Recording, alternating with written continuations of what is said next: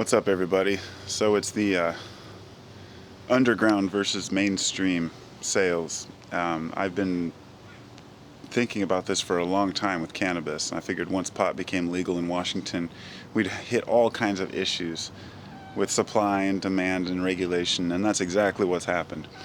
In Colorado, they had their stuff a little bit more together, and they were able to allow a certain amount of plants per grower. They're managing to get it organized. We just opened up the first pot store in Vancouver here in Washington, and I haven't been in there, but it opened last week, and I guess they sold out the first day. They had something like 3 pounds. That's it.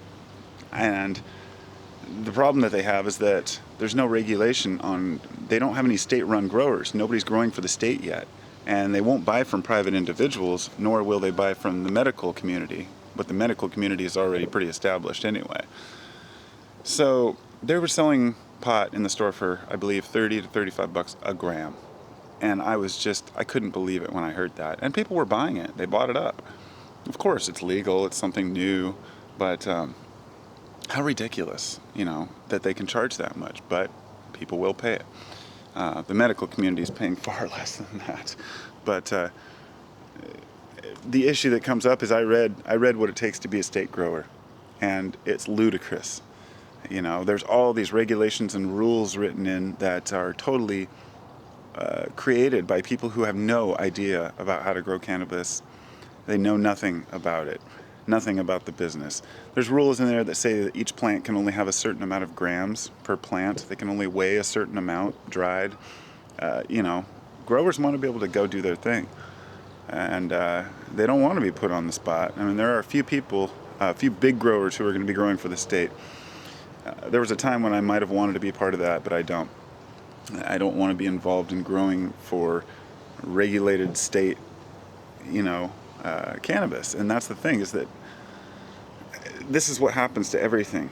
Everything that's underground, everything that's illegal that becomes legal, everything that's mainstream, or everything that becomes mainstream.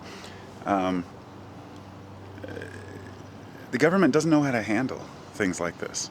These are very personal things. Pot smokers have been at this for a long time, and for the state to come in now and try to make these regulations,